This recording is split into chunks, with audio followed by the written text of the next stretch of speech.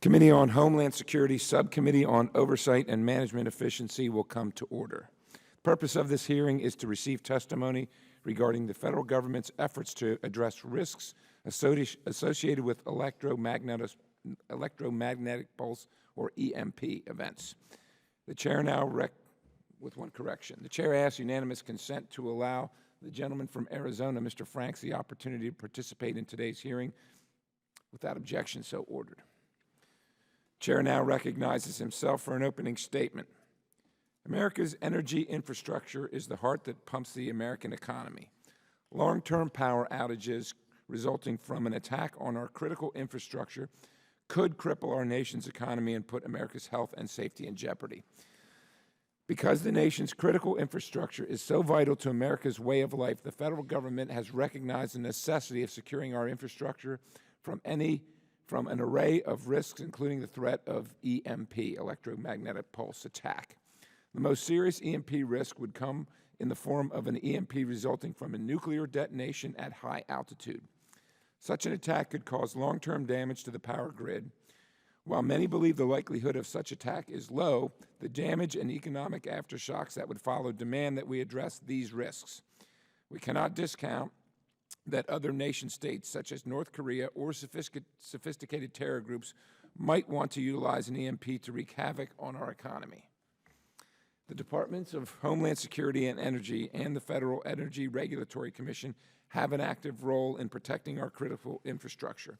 According to a GAO government accountability report released last month, federal agencies have taken action, it's important to note that, have taken action to prepare and mitigate EMP risks, but there's still room for improvement, as always. According to GAO, DHS and Department of Energy have addressed some, but not all of the recommendations in a 2008 report from the congressionally authorized EMP Commission. Unfortunately, DHS has yet to clearly identify a lead officer official within the department to coordinate efforts internally and with other federal and industry stakeholders. How can DHS protect us against EMP risks if they don't know who is in charge? I expect to hear from DHS's witness today on how the department has corrected this failure. GAO has also found that federal partners must do a better job of collaborating their planning activities. Additionally, GAO made recommendations to improve how DHS analyzes EMP risks and how DHS and DOE identify and implement key research and development priorities. Overall, GAO found that the federal government's efforts to prepare for and mitigate EMP risks are at best a mixed bag. The progress made to date is certainly due in part to Congress's oversight efforts and the recommendations made in 2008 by the EMP Commission. DHS and DOE must make more headway in their efforts to address EMP. Effectively engaging the private sector to assist with planning and building system resiliency will be an essential component of these efforts. Congress must also do its part. In November 2015, the House passed H.R. 1073, the Critical Infrastructure Protection Act, authorized by Congressman Trent Franks of Arizona, which would require better planning, research, and development for EMP risks. Unfortunately, like many other bills passed by this committee, it remains stuck in the Senate. Certainly appreciate the hard work of our watchdogs at GAO for their report and the witnesses for appearing before this subcommittee today. I look forward to hearing how federal agencies will work to improve themselves in light of GAO's findings to better protect the American people from EMP risks. The chair now recognizes the ranking member of the subcommittee, the gentlelady from New Jersey, Mrs. Watson Coltman. Thank you, Mr. Perry, and thank you for holding today's hearing. Thank you to Misters Chris Curry, Brandon Wells, Joseph McClellan, and Judd Fried for your testimony today. The Department of Homeland Security is tasked with the overall safety and security of the United States. Last week, the department revealed a new mission statement. With honor and integrity, we will safeguard the American people, our homeland, and our values. One risk to the homeland is an EMP, or electromagnetic pulse.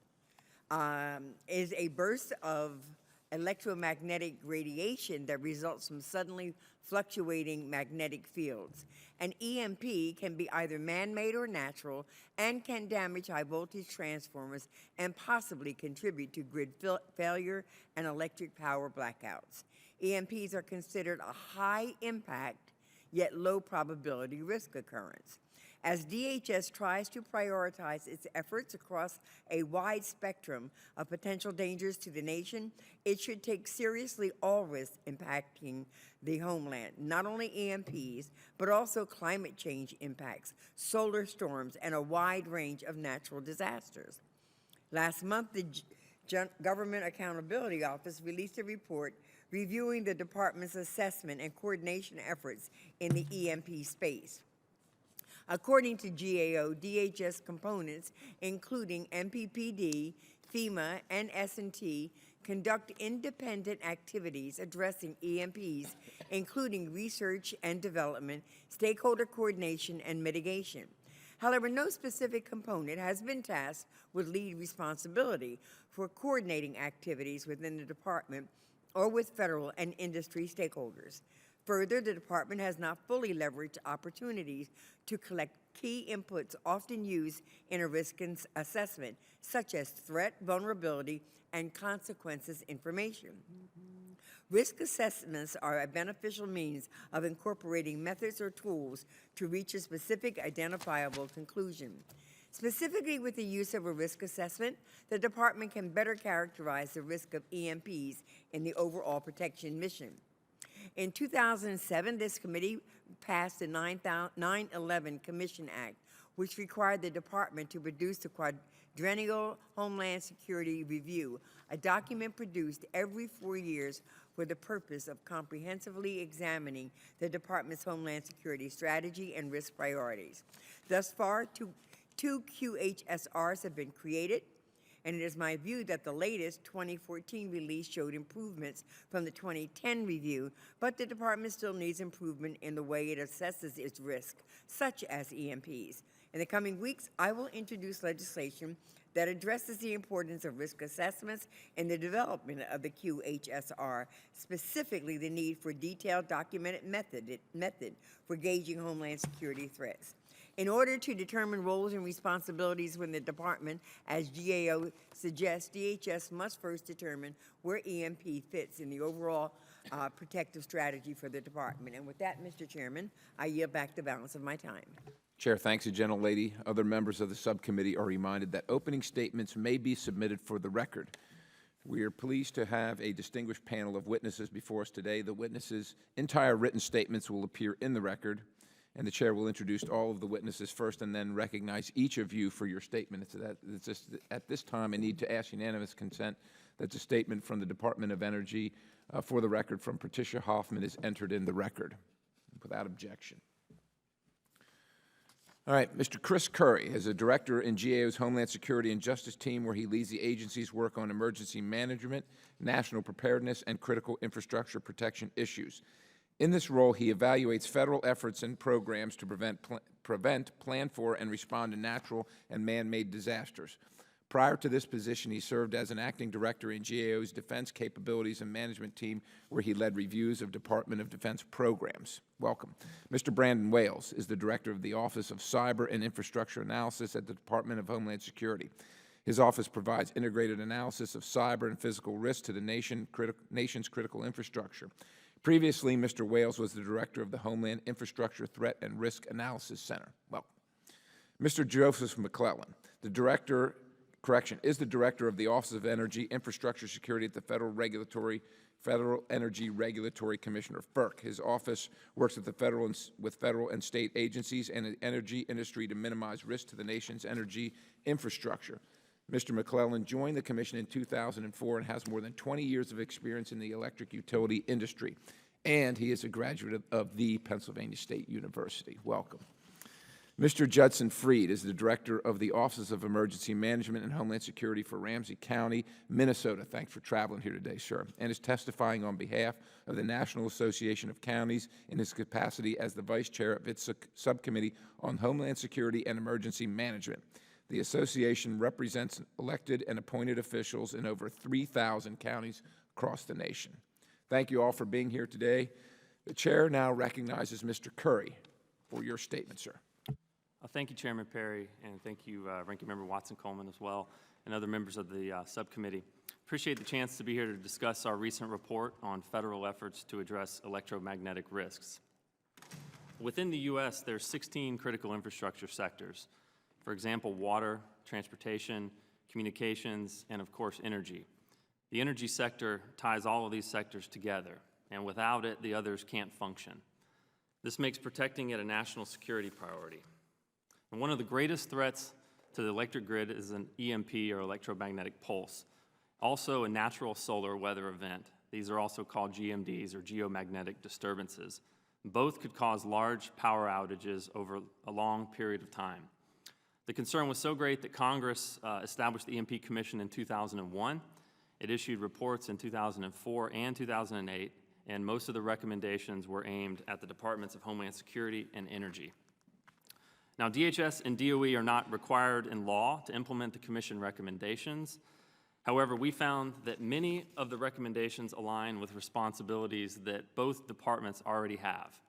For example, various laws and presidential directives already require DHS and DOE to assess the risks to critical infrastructure assets and prioritize those. DHS, DOE, and FERC have all taken some action, as the chairman noted, to address electromagnetic risks.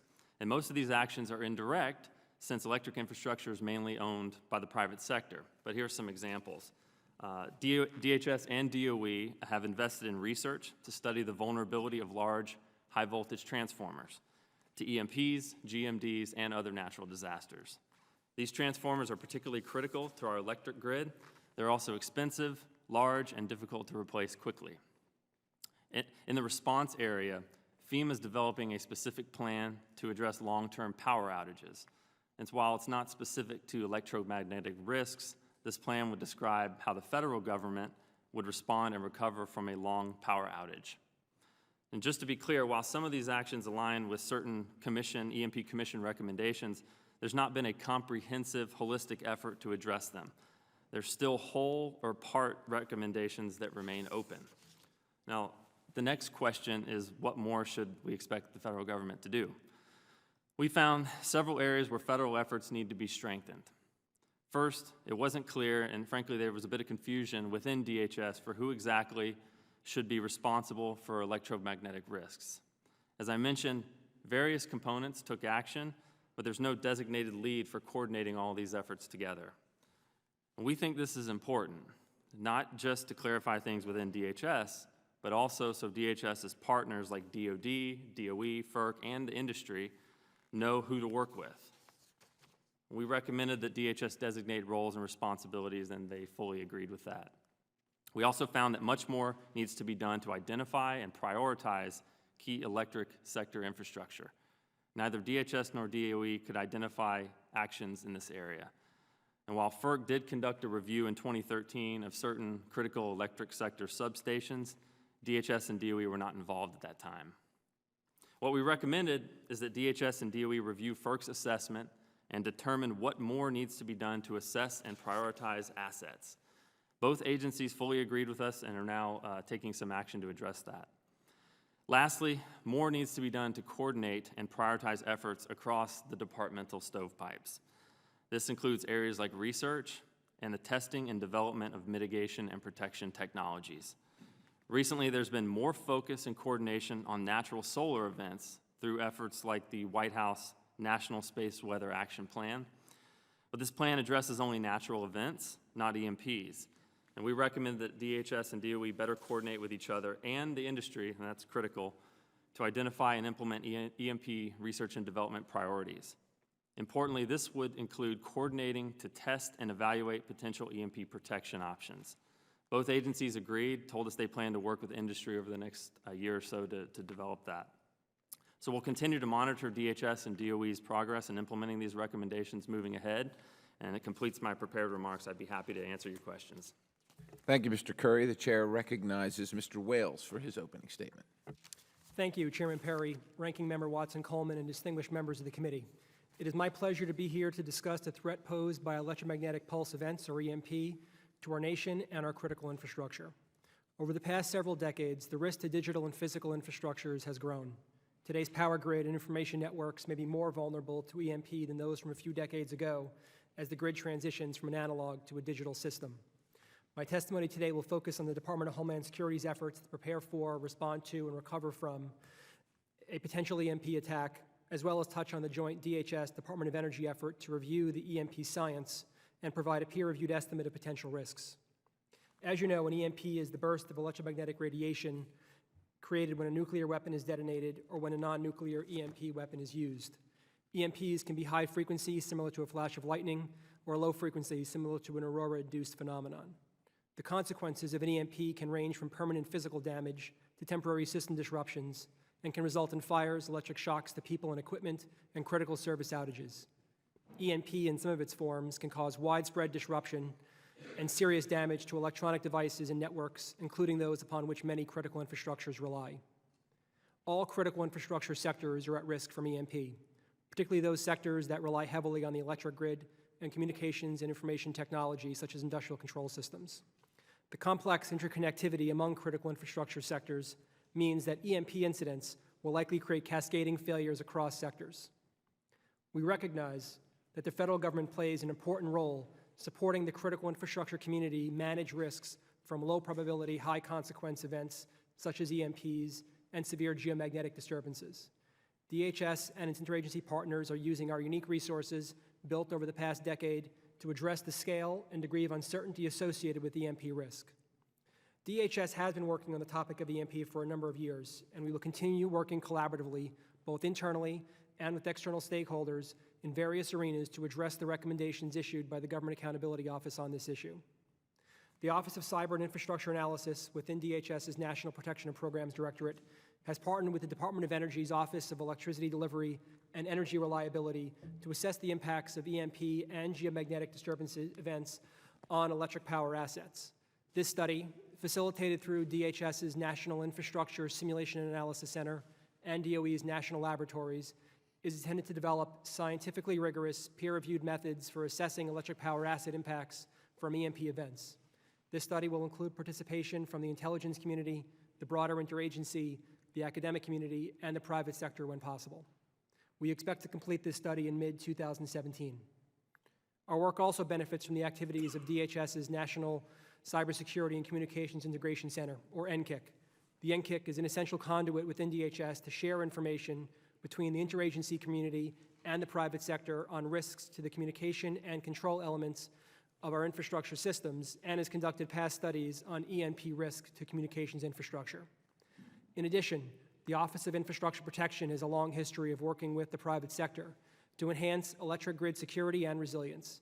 This office conducts and facilitates vulnerability and resilience assessments to help critical infrastructure owners and operators and state, local, tribal, and territorial partners understand and address risks to their critical infrastructure. I would also like to recognize my colleagues' activities at the Science and Technology Directorate and the Federal Emergency Management Agency. The Science and Technology Directorate has a mission to deliver effective and innovative insight, methods, and solutions for the critical needs of the Homeland Security enterprise.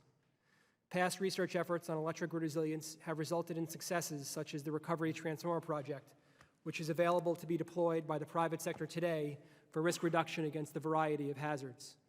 Finally, the Federal Emergency Management Agency leads federal efforts to respond to and recover from impacts of a widespread disruption in the power grid, regardless of cause. Through the development of a Power Outage Incident Annex, a collaboration of the federal government and the private sector, FEMA is enhancing the existing response and recovery federal interagency operational plans. The Department of Homeland Security has, since its inception, pursued a deeper understanding of the EMP threat, as well as its potential impacts and effective mitigation strategies. These efforts have been undertaken in cooperation with other federal agencies and the private sector, and we are committed to continue to expand our focus on this issue as warranted by the risk environment. The Department takes seriously the recent review and recommendations of the Government Accountability Office on federal efforts to address EMP risk and welcomes further cooperation with other government agencies to ensure we are appropriately responsive on this critical topic. I want to thank the committee for the invitation to speak here today and for your ongoing support for our work in this area. Thank you. Thank you, Mr. Wales. The chair now recognizes Mr. McClelland. Chairman Perry, Ranking Member Watson Coleman, and distinguished members of the subcommittee. Thank you for the privilege to appear before you today to discuss electromagnetic threats to the electric grid in the United States. My name is Joe McClelland, and I am the Director of the Office of Energy Infrastructure Security at the Federal Energy Regulatory Commission, or FERC. I am here today as a FERC staff witness, and my remarks do not necessarily represent the views of FERC or any individual commissioner. Under Section 215 of the Federal Power Act, FERC is entrusted with the responsibility to approve and enforce mandatory reliability standards for the nation's bulk power system. These standards are developed and proposed by the North American Electric Reliability Corporation, or NERC. Section 215 of the Federal Act provides a statutory foundation to develop reliability standards for the bulk power system. However, the nature of a national security threat by entities intent on attacking the United States by exploiting vulnerabilities in the electric grid using physical or cyber means stands in stark contrast to the other major reliability events that have caused regional blackouts and reliability failures in the past. Widespread disruption of electric service can quickly undermine the United States government, its military, and the economy, as well as endanger the health and safety of its citizens. Congress took steps to address such a situation late last year. In the Fixing America's Surface Transportation Act, or FAST Act, Congress assigned notable new authority to the Department of Energy, or DOE, and FERC, among other federal agencies. Consistent with these requirements, FERC established our office, the Office of Energy Infrastructure Security, in late 2012 to provide a more agile and focused approach to growing cyber and physical security threats. Our office works collaboratively with industry to share information, including best practices, to help address threats from geomagnetic disturbances, GMD, or electromagnetic pulses, EMP.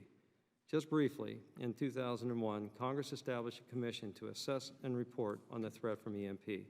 In 2004 and again in 2008, the commission issued reports on these threats. One of the key findings in the reports was that a single EMP attack could seriously degrade or shut down a large part of the electric power grid.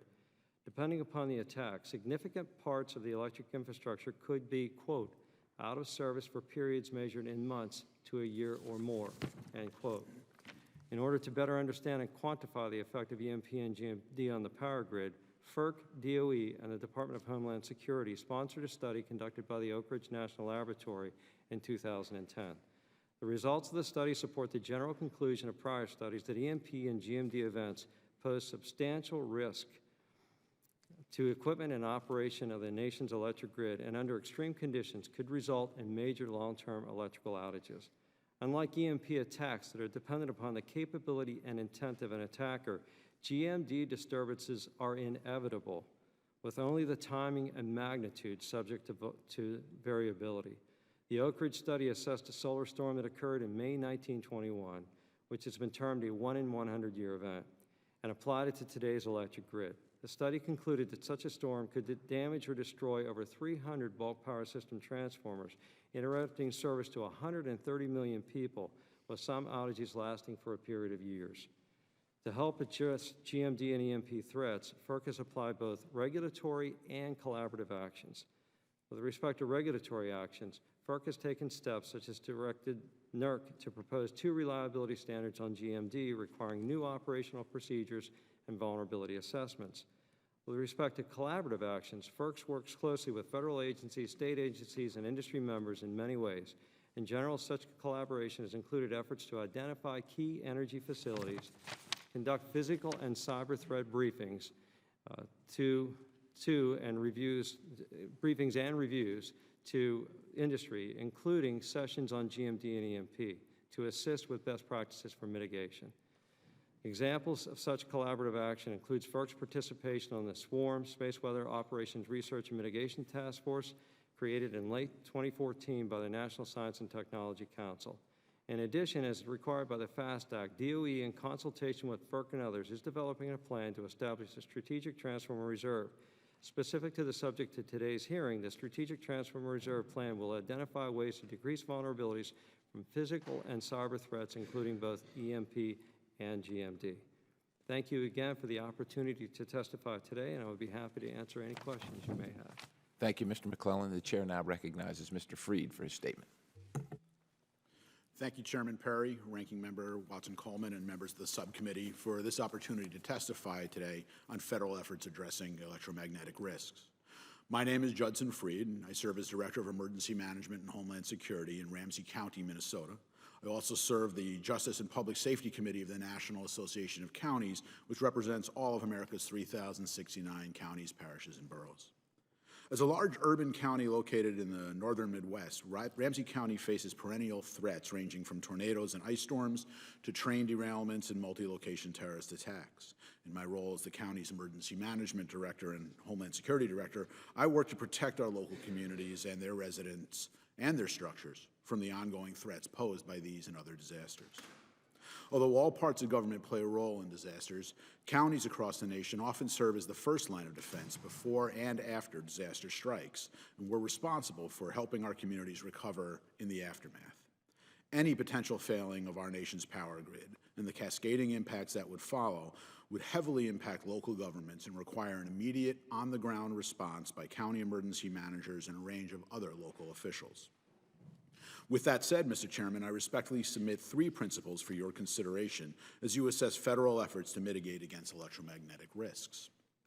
First, the impact of federal policy changes on local governments should be closely considered, particularly when it comes to matters of emergency management. Local governments respond to the federal government's actions not just in our role as intergovernmental partners with federal agencies, but also because our constituents demand that their local leaders keep pace with the federal government's priorities and initiatives. Federal policy changes related to electromagnetic risks would impact local emergency management efforts. Consider the Critical Infrastructure Protection Act. The bill would require, in part, that the DHS Secretary conduct outreach to educate emergency response providers at all levels of government of the threat of electromagnetic pulse events. Requirements like this can accumulate quickly and have the potential to disrupt the ongoing process of local emergency management planning and coordination. Secondly, electromagnetic risks should be viewed in the context of the whole wide variety of threats faced by our nation and its local communities. Due to changes in things like weather patterns and population growth, especially in densely populated areas like Ramsey County, our nation's facing an arguably unprecedented number of threats and disasters. According to NACO's analysis of data made available by FEMA, 92% of counties across the nation have had at least one presidential disaster declaration in the last 10 years. Further, due to globalization and advances in technology that have made us more interconnected than ever before, communities across the country also face novel cybersecurity threats from within and outside of the United States. And we urge you to consider electromagnetic threats in the context of the full range of risks faced by our communities. Lastly, emergency management resources, both fiscal and administrative, are finite at all levels of government and should be allocated based on holistic and pragmatic risk assessment. Diverting limited resources from highly probable threats will make our nation less prepared for the risks and disasters that have proven to be perennial visitors to all of our communities. In Ramsey County, we've worked hard to ensure that our emergency management decisions and policies are based on pragmatic and scientific risk assessment that takes into consideration both the potential consequences and the likelihood of various threats. This method of emergency management risk assessment is one that was promoted in the 2014 Homeland Security QHSR and is widely accepted as a local best practice in counties nationwide. That said, we are by no means inattentive to the threats posed to our power grids. In my county, for example, we monitor space weather and provide weekly reports to our local public safety partners and leadership. We monitor the status of our region's power grid and include our utility providers in our oversight and planning work groups. We assess transmission line protection in light of severe weather and flooding, as well as geomagnetic incidents, and large-scale power failures would present significant and cascading challenges to our emergency response systems. We consider these risks in our disaster response and coordination efforts, and we base them on our broader risk assessment strategies and work to mitigate these risks at every opportunity. In closing, I'd like to thank you again for the opportunity to provide the local perspective in this important conversation on federal efforts to address electromagnetic risks, and I'll welcome any questions you may have. Thank you, Mr. Fried. Chair now recognizes himself for a few minutes of questioning. I'm going to start out with Mr. McClellan, sir, from FERC. Given that FERC liaisons with industry regularly, I would imagine, please provide the subcommittee with the industry perspective as you see it on the threat posed by EMP. For example, does industry feel they are well prepared for an EMP event? Or do you think they do? So that's a tough question to start. Industry, at this point, industry has been requesting better intelligence regarding the probability of an EMP strike. There isn't much doubt as far as the science behind the strike, what could happen to the power grid in the event that a strike occurs. The question from industry's perspective is, how do we rank this risk? How do we prioritize this assignment from the federal government? Is there a probability, what is the probability that we'll see a nation-state attack, a high-altitude electromagnetic pulse from a nuclear warhead? And to follow up, because of that, there's been very little done by industry to prepare for this attack. Okay, thank you. I'm going to move on to Mr. Curry. How has the lack of a lead at DHS office or official responsible for EMP impacted DHS's efforts? Has this led to inefficiencies or duplication? And can you enumerate? Sure. We didn't actually find any instances of duplication across the departments, but what we said in our report was that certainly because of the lack of a coordination lead, there's higher risk of potential overlap, fragmentation, and duplication. And I don't think we really know, because there hasn't been a cross-departmental coordination effort to look at all the research that's been done, all the testing and development that's been done as part of a holistic plan. So we really don't know. But the lack of a lead, I think, has just led to a lot of confusion, especially in industry as well, about who's responsible for this and what they're supposed to be doing to address it. Mr. McClellan hit that point. It's who are we supposed to go to understand these risks, and who are we supposed to go to understand the research behind how we protect against these risks. But you said that you don't know that it has led to any inefficiency or duplication. I just want to make sure I understand you. Yeah, we did not find, we looked across all the departmental efforts, and actually, I just want to say that when you go talk to the department about these issues, they don't have a list of EMP or electromagnetic actions. What we did is we looked across all the actions they were taking to protect critical infrastructure for the energy sector, and we said, well, how does this apply to EMP and the EMP Commission? So we actually did that work. We didn't find duplication of effort, but what we found is little coordination between the departments of those efforts. Okay. And you're still obviously recommending that there should be at least one individual that is the go-to person that's coordinating the effort, that's where the buck stops, right? Absolutely. Within DHS, it's critical, I think, that there be a stop within DHS. We actually found in DOE and FERC that it was pretty clear who was responsible for this, just not within DHS. Okay, thank you. Mr. Wales, an EMP attack can be carried out by detonating a nuclear device above the atmosphere or through the use of EMP weapons. If you know, what nations and or hostile nation state or actors, let me turn the page here, currently have the capability, if you know, to launch such an attack, and what steps is DHS taking to specifically protect critical infrastructure from an EMP attack? Sure. Thank you, sir. So any country that has a nuclear capability would have the capacity to generate an electromagnetic pulse from the explosion of a nuclear weapon. With that being said, the department relies heavily on the expertise of the broader U.S. Intelligence Committee to provide us information on the capabilities and intent of our potential adversaries. In an open hearing, I don't think I'm comfortable sharing the kind of information that they've provided to us in the past, but I will say that we are guided by the consensus view of the intelligence community as enumerated in a report released in 2014 on the threat posed by a high-altitude EMP event against the United States over the next 5 years. Let me just ask you, the steps that DHS is taking specifically to protect critical infrastructure, even if they're just recommendations for best practices, have you seen them? Do they seem adequate and appropriate to you? The question of whether the grid can withstand a large electromagnetic pulse today, I mean, clearly the answer is no. We're not prepared for that type of significant attack. I think that being said, industry does work to try to improve its overall level of resilience. The department has, I think as I outlined in my testimony, provided information to help them make better decisions. Obviously, as outlined by GAO, there is more to be done, and we're committed to executing on GAO's recommendations. We think that'll further help industry be prepared, but ultimately, given the current authorities at the department and DOE and elsewhere, the ultimate burden for preparing for that type of event on the systems that operate our grid are going to be the utilities themselves. And the work that we do is to help them be as prepared as they can be by providing them the kind of information that can help them make better decisions. Okay, thank you. My time's expired. The chair now recognizes the gentlelady, Mrs. Watson Coleman. Thank you very much, Mr. Chairman. Mr. Curry, you indicated you think the Homeland Security should be sort of the coordinating agent. There should be someone there that's the go-to person for this whole issue. What component do you think should have that responsibility?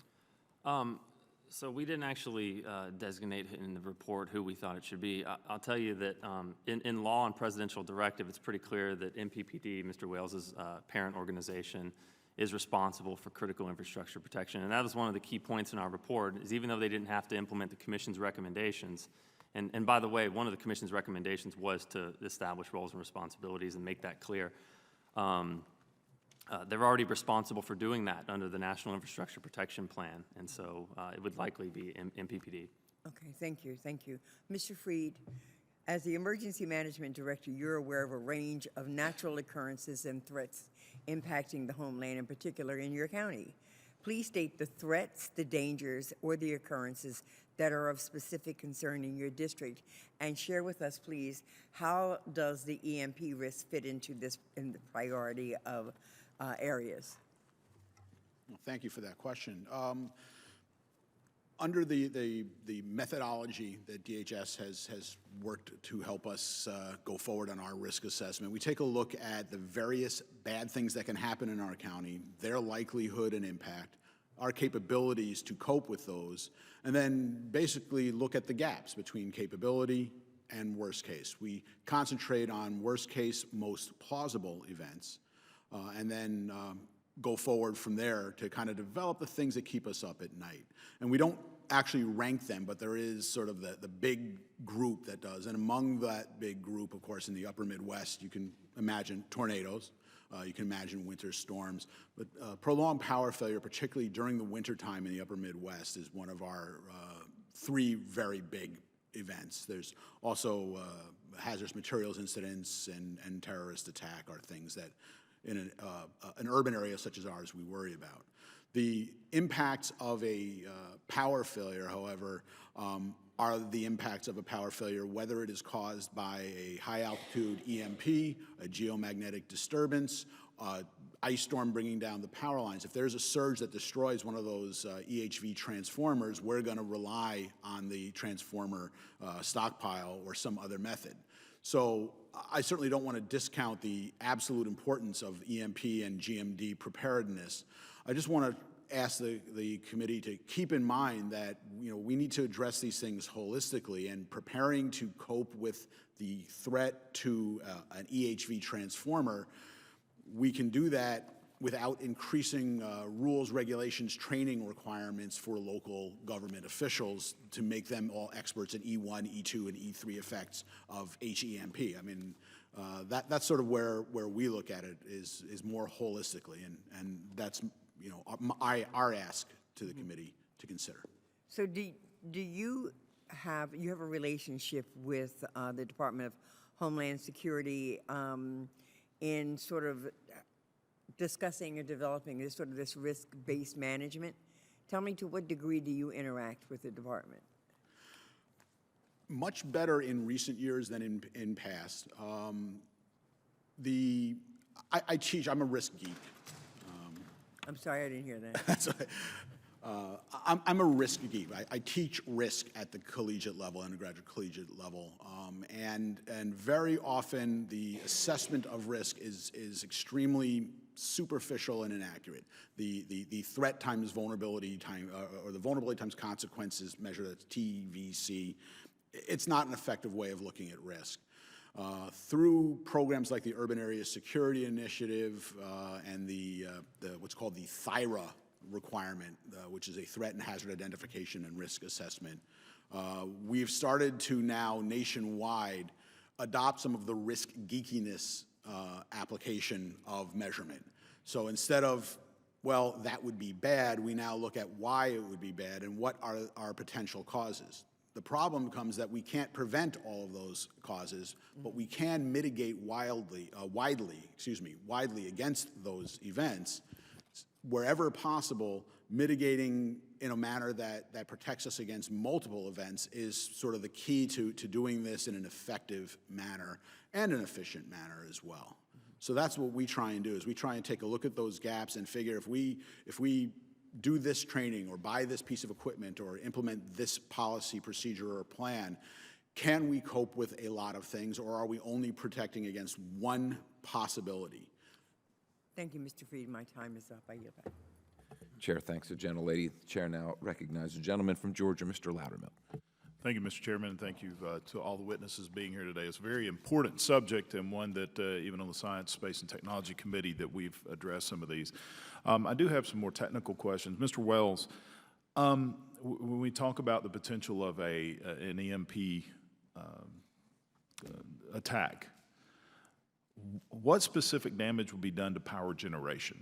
Can you address that, or anyone, as far as the generation? What I'm looking at is what damage will be done to generation versus the distribution system. In an EMP event, because EMP generates multiple types of waves that will affect different systems in different ways, we would expect disruption to both generation and distribution systems, generation, transmission, and distribution systems. Any system that has industrial control systems could be affected by some parts of the EMP event. The transmission lines would be affected by others.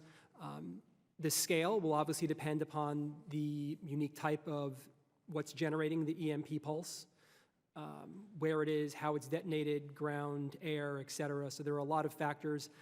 In part, this is why we've launched this new project with the Department of Energy to better bound what types of EMP events are going to potentially create the most amount of damage to the power systems, and which ones are likely to generate less impacts. Obviously, the thing that we are concerned about most would be permanent damage to large equipment like the high voltage transformers that have much longer lead times for replacement and are often built for specific purposes. Okay, and that's kind of what I was getting at, is I've heard several of you talk about these transformers and stockpiling these transformers. So, but in case of an EMP attack on the U.S., is it predominantly the damage to the power generation going to be done in the microprocessors, the EMP, or the control systems, or are we actually looking at the generators itself being fried, for lack of a more technical term? I think the issue would be more of a concern with the transmission substations being. So hydroelectric dams, coal power facilities would still be able to generate power. It's just they wouldn't be able to. Possibly, those would also be affected by the loss of their control systems from microprocessor disruptions from an EMP event. But I think we've got a lot more generation in the country. We have a lot of excess generation that can be spooled up when we need it. A lot of it's not online at any given moment. And therefore, the bigger concern is the transmission disruptions, the substations that could be damaged through an EMP. Okay. And so, and then my concern is around the protection of those replacement parts, per se. Is there a method of protecting? Are we protecting, let's say, the transformers that we talked about, stockpiling transformers? What type of protection do we have to ensure that even those would not be damaged? So there is a small amount of extra transformers that are maintained by industry, and they've got a program to share those in the midst of a disruption. That's obviously meant for smaller scale disruptions. They can get those in place. At times, utilities will also maintain an extra spare on site that may not be activated at any given moment. That can be brought back up online. But this is also why the department invested in this recovery transformer project through our Science and Technology Directorate that actually piloted a modular transformer that can be moved in and gotten up and running more quickly than traditional transformers. That project successfully demonstrated that that could be done in the Houston Centerpoint with the Houston Centerpoint utility back in 2014. That was a project that was worked jointly with industry, so that demonstration project is now available should industry want to purchase transformers like those that can be brought up online very quickly. And those could be protected if they're not actively on the grid. I mean, those. Correct. Generally, if a system is not in use, it has a much higher degree of surviving a electromagnetic pulse. You mentioned the 1920s geomagnetic disturbance. Would something like that, if it were to happen today, would it have a worldwide effect, or would it be more limited to, you know, what position the Earth was in, those that were facing the sun at the moment it happened? I mean, what? There are going to be some effects that may be global, so as it scintillates satellites, it could affect multiple parts of our constellations. Depending on the length and intensity of a geomagnetic event, it could have wider scale impacts. In general, I think the specifics of a geomagnetic event are going to determine the effect it has both on the country and any of our neighbors. In general, we assume that the higher latitudes are going to be more directly affected than lower latitudes, but it also will depend upon things like the geology of those areas, how much they will carry geomagnetic effects, and so these are some of the factors that need to be evaluated when trying to understand the impacts of a geomagnetic event on the country. Okay. Thank you, Mr. Chairman. I may just add in closing that a congressional investigation on the attack of Pearl Harbor determined that the government felt that Japanese attacking Pearl Harbor was possible, but not probable. The same with the 9/11 attacks, that the terrorists hijacking aircraft and flying them into to government buildings and buildings in the U.S. was possible, but was not probable. Chair thanks the gentleman. The chair now recognizes the gentlelady from California, Ms. Torres. Thank you, Mr. Chairman. I have a question for Director McClellan. National electrical systems for countries across the globe are structured in many different ways. Mitigation for geomagnetic disturbances will have to be tailored to specific countries' needs. Are you aware of any plans to propose international standards, given that there are so many different and individualized systems that will need specialized mitigation? And who would oversee such an effort? I'm trying to understand this issue. Is this an issue unique to the U.S., or is this an issue that we should be working with our partners across the world? Thank you for the question. Currently, there are many independent initiatives internationally. So the UK, Norway, Quebec have all initiated, not to mention other countries as named in there's a congressional research report for Congress and I'll say March 26, 2008, that specifically mentions mitigation efforts in, for instance, Russia, from both GMD and EMP. So independently, these nations are moving forward. They are protecting the most critical. They're identifying and prioritizing infrastructure, energy infrastructure to protect their population, and they are moving forward with mitigation efforts.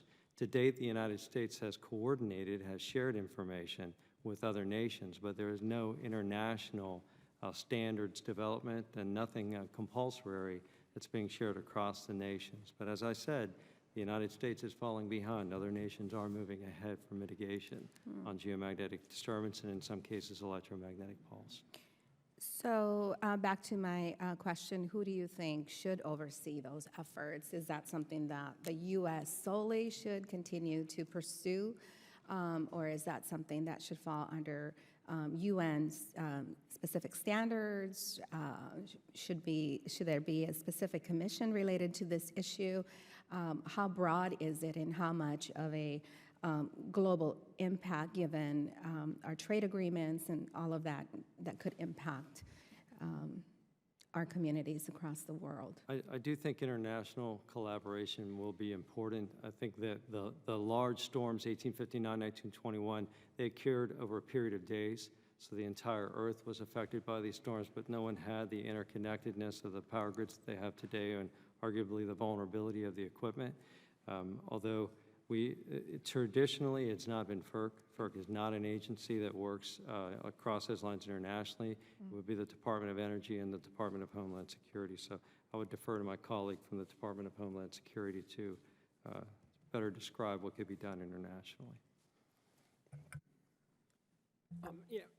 DHS works on a number of issues collaboratively with international partners related to terrorism, cyber threats. I don't think in any of those are we attempting to organize the international community in terms of a leadership role in taking certain action.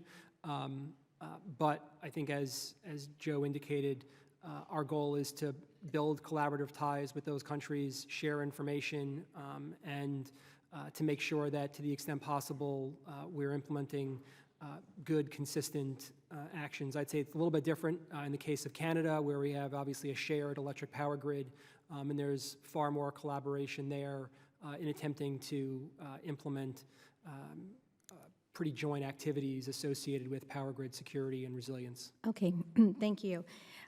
Also, the electric grid doesn't produce energy out of thin air, and we all know that the electric sector is highly dependent on telecommunications, especially fuel supply and delivery infrastructure.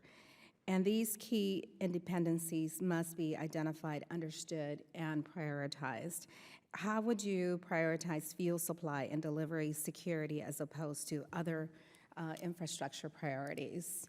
I don't know if Mr. McClellan could answer that, or if that would be. I'll help out Joe here. Thank you. I don't know that you can segment out some of those critical dependencies and interdependencies amongst infrastructure such as power generation, natural gas, petroleum movement, communications, transportation. In many cases, you need all of them working together to successfully deliver the critical services that they provide to the American people, our economy, and our way of life. In many cases, when we're looking at the aftermath of a major disruption or major disaster, or Hurricane Sandy, we're trying to figure out how best to get most of those capabilities up together so they can be mutually reinforcing and allow the services to continue flowing. But I think the ones that you named are those kind of core set of lifeline services that we need and that we would prioritize in the aftermath of any type of disruption or for protection and preparedness activities. Thank you, Mr. Chairman. I'm out of time. Chair, thanks the gentlelady. The chair now recognizes the gentleman from Georgia, Mr. Carter. Thank you, Mr. Chairman, and thank each of you for being here. This is a very important subject, something that we're obviously all concerned about. Mr. Wells, I'll start with you. In response to the GAO's findings, DHS has responded many times that it's not taken the EMP threat seriously.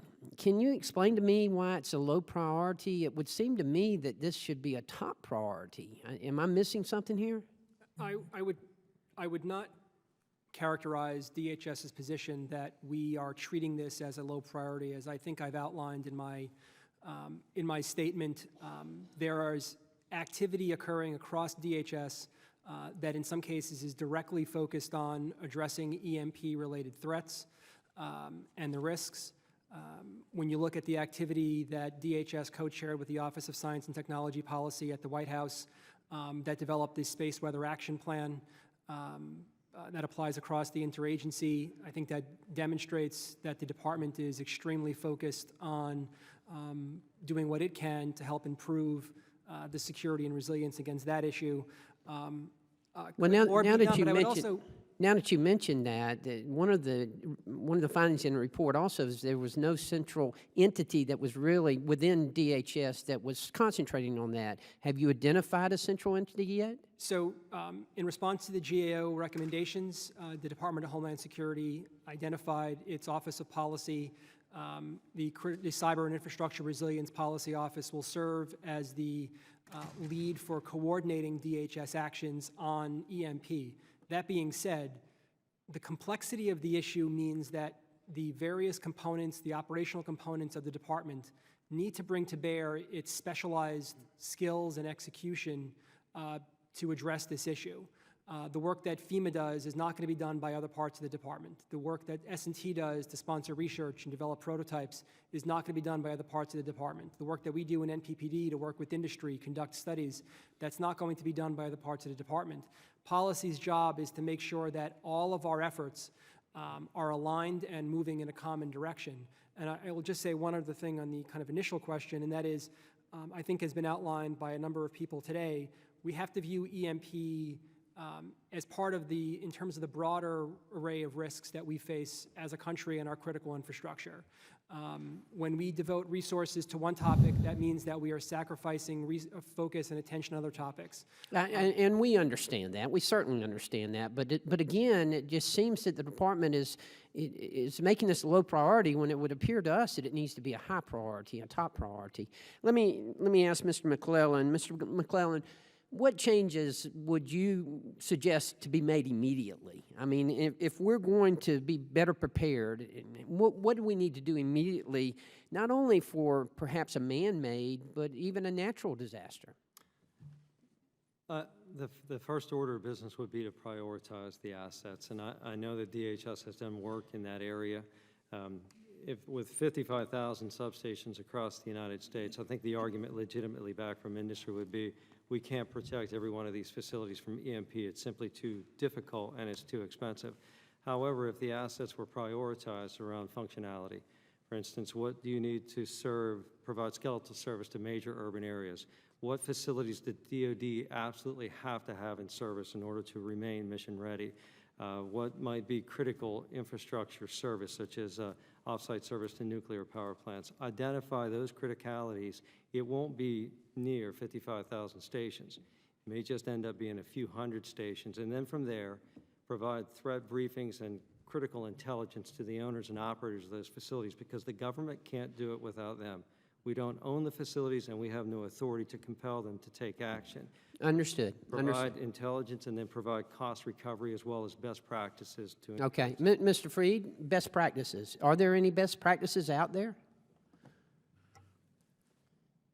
Best practices specific to protection against an electromagnetic incident. Protection and response to a problem. And the short answer is not really. Not that's been promulgated down to us at the local level, but not specifically, I guess, is rather than not really. What there are best practices are in exactly what Mr. McClellan was saying, which is prioritizing, we refer to it as CIKR, critical infrastructure and key resources, prioritizing what is energized by which power substation, how are things transmitted, and then our mitigation efforts are also, there are best practices for that. The problem being that a lot of those repairs or those mitigation efforts are extremely, extremely expensive and time-consuming. For instance, if you bury a transmission line and then something happens to it, the cost of fixing it is significantly greater. So the private industries kind of have to weigh the chances of that transmission line failing for some reason versus the cost of fixing it when it's. So there are things that counties, municipalities can be doing to prepare for this. There are things that we are currently planning around. We do not own those transmission lines either, and so, you know, I live in an area that gets ice storms, severe summer storms, and floods on a regular basis. That has direct impact on our power transmission systems. Working on ways to mitigate against those in general and specifically protecting those power lines is something that we can and do. Thank you. And just one last point, Mr. Wells. This is, you know, I hope that the department is taking this seriously and considers this a top priority, because certainly I think the impression you get and the message you get from this panel today is that we're taking it very seriously. Thank you, Mr. Chairman. I yield back. Chair thanks the gentleman. The chair now recognizes the gentleman from Florida, Mr. Clausen. Thank you for your time today, gentlemen. Following along this line of questioning. See if my logic's right, y'all. The electrical grid and the power market is a private market in the United States. Heavy regulation, private shareholders, customers, suppliers, etc. Normally in our country, when there is a technical or security issue that overlaps with the private sector, Y2K comes to mind immediately. At least a couple, 2 or 3 of y'all are old enough to remember that. I certainly do. 1 or 2 of you probably aren't. You know, we didn't wait around for the government. We were involved fixing it for our own enterprise. And moreover, there were plenty of consulting companies and others that were involved in the fix in order to solve the problem, because everybody had a profit incentive, which is normally what creates innovation and solution, is profit incentive as opposed to government involvement. So therefore, give me a summary here. I mean, if the one thing, and now I missed a lot of what's gone on today because I had constituents in my office, but nonetheless, if this is a real deal, and there seems to be some debate about it, but if there's a real deal, why isn't there a real market response? Or is there a real market response, not just in terms of suppliers of product, but also consultants and technical folks and all the people that would be working on this? If it is the real deal, what's going on with the private sector?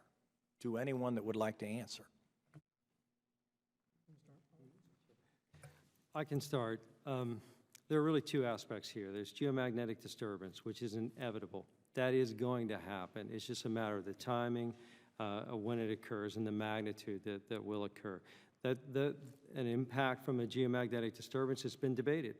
So the Commission, along with the agencies, Department of Energy and Department of Homeland Security, put out a report by Oak Ridge National Lab that said that considering the current configuration of the system, if we took a 1921 storm, the impacts would be devastating. We'll see over 300 transformers that could be potentially damaged or destroyed. These have a year-long lead time, in many cases custom built for the site that they're installed with no spares. By the way, if you have an incident, that 1-year lead time is going to go to 3 or 4. Correct. Because you don't have enough capacity to make that, I mean, obviously. And you can even add to that it's probably going to be a global event. The United States does not own or control the production facilities, so those transformers may go to the international host where the factory is first, and then if there's any left over, the United States gets on the production list. The industry, however, conducted its own study, said that the grid would collapse before there would be problems to the transformers. There would be widespread blackouts, but the grid would collapse. It's been the subject of some back and forth through an iterative process that the Commission exercises. The bottom line conclusion, though, is even if the grid collapsed, in 1989, Quebec collapsed. It was 90 seconds, 7 million people were out of power for 9 hours. Relatively little damage, but the estimated cost for that one collapse was $1 billion, $1 to $2 billion. If we use the lower number and we put in mitigation techniques to protect against it, we could protect 2,000 transformers for an incident that was relatively minor impact. And by the way, Quebec has now mitigated against geomagnetic disturbances. So even with inevitability, there's still debate about what should be done and the cost that could be incurred, which the Commission can reimburse those costs. On the EMP side, it's even more debatable because industry would need, they want, some sort of a risk analysis. How likely is it that some of these countries, and Brandon explained it, anyone that has nuclear capability would have an ability, conceivably have an ability to propagate an EMP attack. How likely is it we're going to see this, and which facilities should we protect? The approach the Commission has used is to prioritize, along with DHS, is to prioritize those assets, and for a relatively small number of assets, encourage best practices, not pass more regulation, but encourage best practices along with cost recovery to protect against these threats. I'll only add that the science of hardening things against EMP is well known. The military has been doing it since the dawn of the nuclear age when they wanted to harden their own systems to be able to withstand EMP in the event of war with Russia, the Soviet Union. And so the science is there on how to protect themselves. This is just an issue of whether it is a sufficient priority for industry to make the investment and then what is the best way for them to fund that, since they would have to go ask permission for every state utility commission to recover the cost that it would take to put in place those mitigation measures. I guess the only thing I would say is if I'm in the private sector and I have some savvy investors, I might be thinking of an innovation that puts your science that you're talking about on its head. I mean, what innovators do is they find the next iteration of more cost-effective solution so that we don't sit around saying this is too expensive, right? And it just seems to me that somebody's out there doing something. If this is as big a deal as you say, there's got to be some X, Y, or Z company that's doing something for profit incentive to come up with a cheaper solution, and I'm out of time, so you can take me back. Chair thanks the gentleman. Chair now recognizes our guest, Mr. Franks from Arizona. Well, thank you, Mr. Chairman. Is this not working? Thank you, Mr. Chairman. I especially want to express gratitude just for the privilege of being your guest here today. The chairman has, throughout the debate here for a number of years, been a champion in this area, and I'm grateful. You know, I suppose that it's not a small thing that the chairman in other venues or forums is recognized as General Perry. And, you know, when we've discussed our military, their response, there's never been an argument with the military. We've spent billions of dollars hardening some of our critical military assets, our critical defense assets, and that's telling in my mind because the military does depend upon the civilian grid in CONUS for about 99% of its electricity needs, without which, even according to their own perspective, they cannot affect their mission. So I think that's a telling point, and I appreciate the whole panel here, a lot of very good questions. I'm encouraged. I know that this is a subject that is rather daunting. The Israelis now have begun to harden their grid. They said that this is an attractive problem, and you ask them, what does that mean? And they said, well, it's an existential issue for us.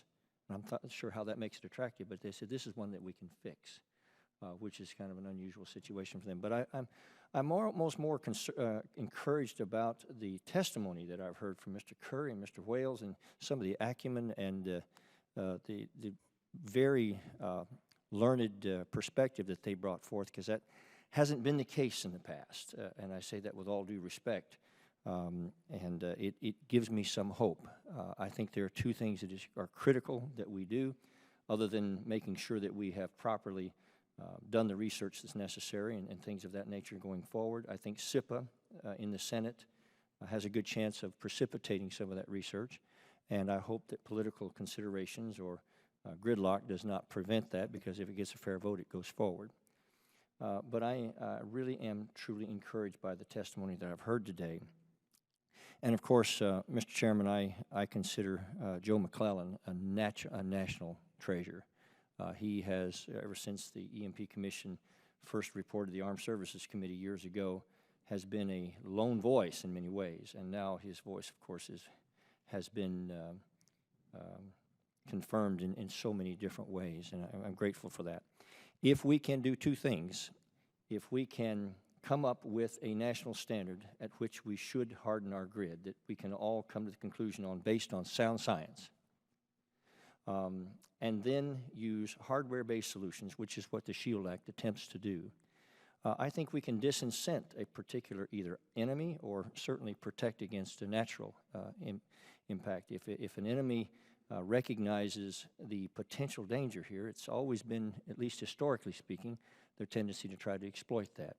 And yes, I agree that this is a low probability, high impact issue, but if one just does a cursory glance at history, you realize that those are the very kinds of things that we always find regret in not finding the insight to at least prepare for them. Because as we are now, I think we have an open invitation to some of our worst enemies if they choose to exploit that. So with that, I'm maybe just going to ask one question and again express the sincerest gratitude to you, Mr. Chairman, to everyone here, and to the panel for their, again, for just the encouraging things that I'm hearing. So, Mr. McClellan, I'll ask the question you, sir, and it's been asked in different ways, but in terms of what should be done and what is being done, that's probably the one element I would add to. Right now, what do you think is being done, and where are we? Are we making progress, or are we seeing people expand their understanding of this issue. And again, thank you, Mr. Chairman. Let's start with what is being done. The Commission has established threshold standards, so foundational practices for geomagnetic disturbances. They are based, though, on operator actions. So that assumes two things: that the operators have sufficient warning, and in the case of a solar flare, it's assumed that they would have sufficient warning to take precautions to reconfigure the power grid to cause minimal impact to the power grid itself. That depends on the operator not making error and, again, the forecast, but that would not be sufficient for an electromagnetic pulse attack. On the electromagnetic pulse side, more studies are being conducted by the industry. They are doing some research. They are now just starting to receive threat briefings, but very little has been done to protect the power grid and the other infrastructure against an electromagnetic pulse in the United States.